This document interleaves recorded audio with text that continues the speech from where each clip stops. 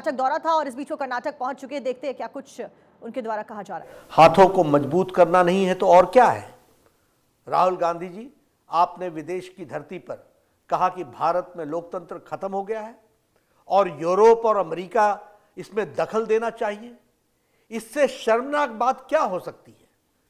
किसी दूसरे देश से भारत के आंतरिक मामलों में दखल देने की मांग करना भारत की संप्रभुता पर हमला है।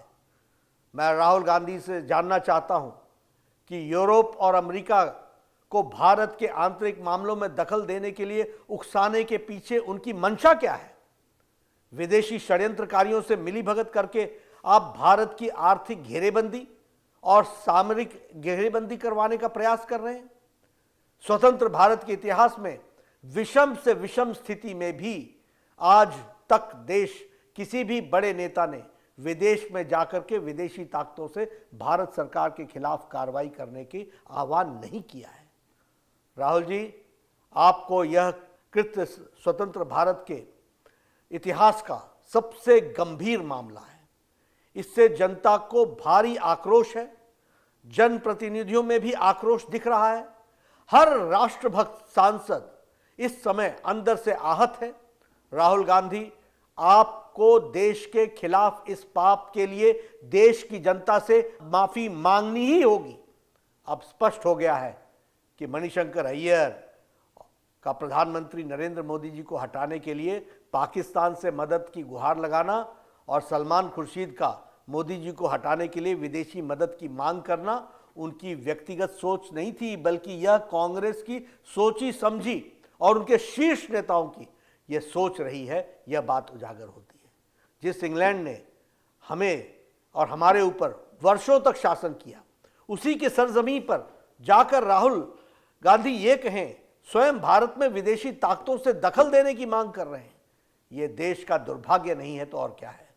मुझे संदेह है कि राहुल गांधी भारत के लोकतंत्र की कितनी जानकारी रखते हैं, कितना समझते हैं। अच्छा होता स्वतंत्र भारत के लोकतांत्रिक इतिहास को यदि राहुल गांधी सही तरीके से पढ़ते और उन्हें पता चलता कि लोकतंत्र की हत्या किसने की है और लोकतंत्र की रक्षा किसने की है। राहुल गांधी जी, आप आपातकाल के इतिहास को पढ़िए।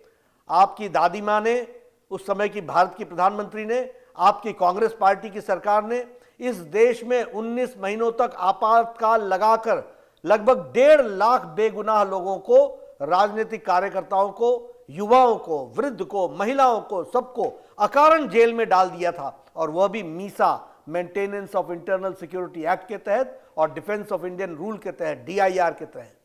तब बोलने पर प्रतिबंध था, लिखने पर प्रतिबंध था, मीडिया पर प्रतिबंध था, फिल्मों पर प्रतिबंध था, गायकों पर प्रतिबंध था। न जाने किन गुनाहों के लिए किस किस पर प्रतिबंध लगाए गए थे। राहुल गांधी जी, आपकी पार्टी ने तो देश को सभी संवैधानिक व्यवस्थाओं को ध्वस्त किया है। न्यायपालिका को भी कमजोर करने में कोई कसर नहीं छोड़ी थी। आपकी सरकारों ने लगभग 90 बार राष्ट्रपति शासन लगाकर चुनी हुई लोकतांत्रिक सरकारों को बेवजह बर्खास्त किया है। यह होती है लोकतंत्र की हत्या। राहुल जी, आपकी पार्टी के द्वारा जिस ढंग से आपातकाल को लगाकर देश के संविधान को समाप्त करने का प्रयास किया गया, उसका प्रतिकार इसी देश की जनता ने किया था। आपके शासन को उखाड़ फेंका था, किसी विदेशी ताकत ने नहीं। राहुल गांधी जी, आप विदेशी धरती पर भारत को बदनाम कर रहे हैं, जबकि आज दुनिया में भारत को सलाम कर रही है दुनिया। इटली के PM ने हमारे प्रधानमंत्री नरेंद्र मोदी जी को सबसे लवेबल PM कहा है। वर्ल्ड बैंक से लेकर IMF तक ने भारत के विकास गाथा की सराहना की है। जर्मनी के चांसलर ने भारत के विकास को अद्भुत बताया है। अमेरिका, फ्रांस, जापान, ऑस्ट्रेलिया, रूस, ब्रिटेन, UAE, सऊदी अरब सहित तमाम देश प्रधानमंत्री नरेंद्र मोदी जी के नेतृत्व की सराहना कर रहे हैं।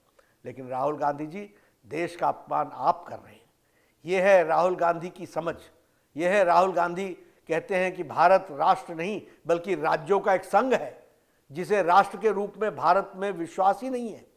उसकी सोच पर क्या कहा जा सकता है। Rahul Gandhi ji, Bharat mother of democracy है, जिसने पूरी दुनिया को लोकतंत्र की शिक्षा दी है।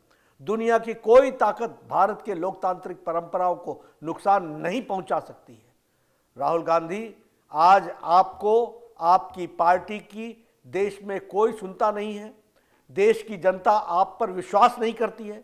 यही कारण है कि आज आपकी पार्टी को देश से लगभग सफाया हो चुका है।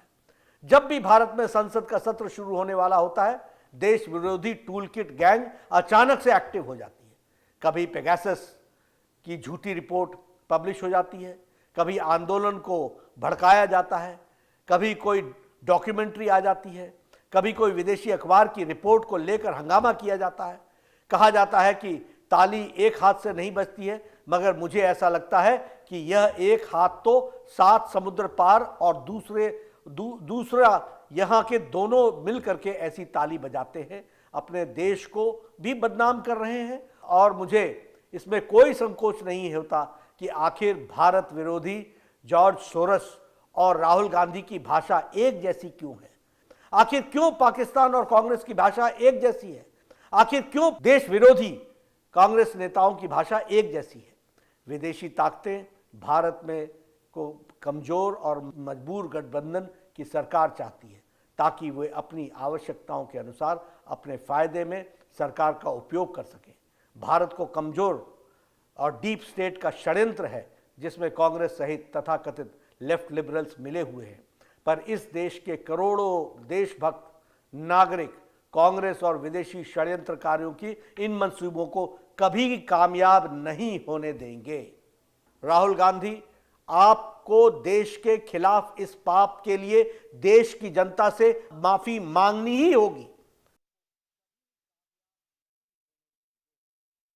को आप सुन रहे थे, जिन्होंने राहुल गांधी के ऊपर सीधे तौर पर निशाना साधा और बड़े आरोप राहुल गांधी के ऊपर लगाए। जिस तरीके से राहुल गांधी ने कैम्ब्रिज यूनिवर्सिटी में बयान दिया, जिसकी वजह से भारत की छवि कहीं ना कहीं धूमिल हुई है। उन्होंने सीधे तौर पर कहा कि भारत की छवि को खराब करने का काम किया है राहुल गांधी ने। इसी के साथ उन्होंने कहा कि इंटरनेशनल प्लेटफॉर्म पर अपमानित किया गया है भारत को और छवि खराब करने का काम कांग्रेस ने, राहुल गांधी ने किया। और इसी के साथ तमाम जानकारी लेकर हमारे कंसल्टिंग एडिटर अमित मिश्रा जी हमारे साथ न्यूज रूम से लाइव जुड़े हैं। अमित जी, ये बड़ा देखिए, लास्ट में जेपी नड्डा ने कहा कि माफी मांगनी ही होगी। पहले बीजेपी कह रही थी मांगे राहुल गांधी, माफी मांगे आगे आकर, लेकिन यहां पर तो उन्होंने साफ कर दिया है कि राहुल गांधी को माफी मांगनी ही होगी जो कुछ उन्होंने किया इंटरनेशनल प्लेटफॉर्म पर।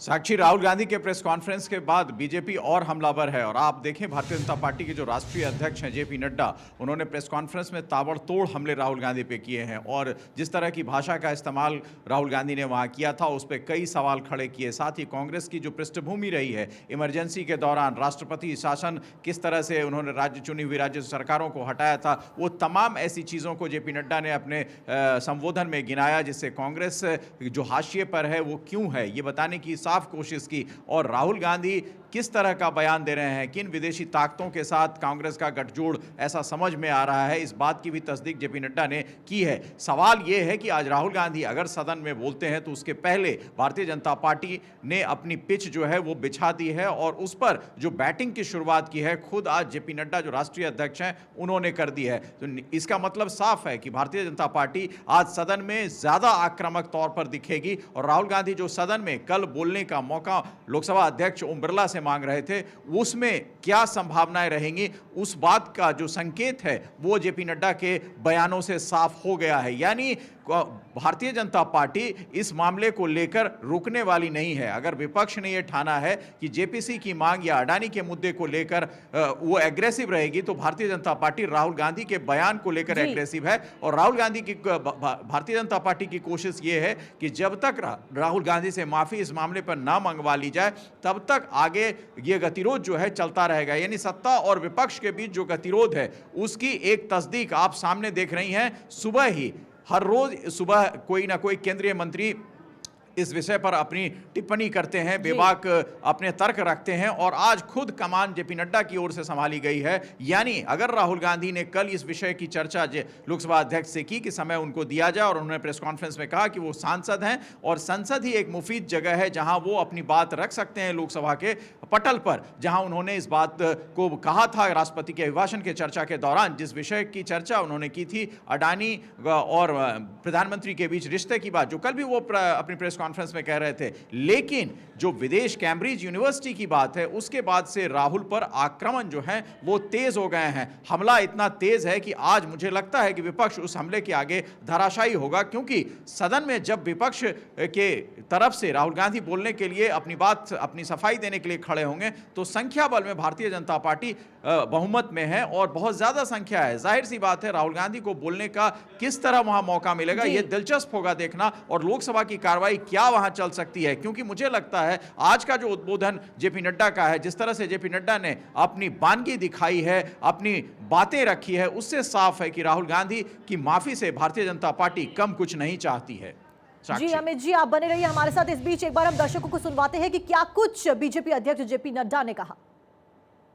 स्वतंत्र भारत के इतिहास में विषम से विषम स्थिति में भी आज तक देश, किसी भी बड़े नेता ने विदेश में जाकर के विदेशी ताकतों से भारत सरकार के खिलाफ कार्रवाई करने की आह्वान नहीं किया है।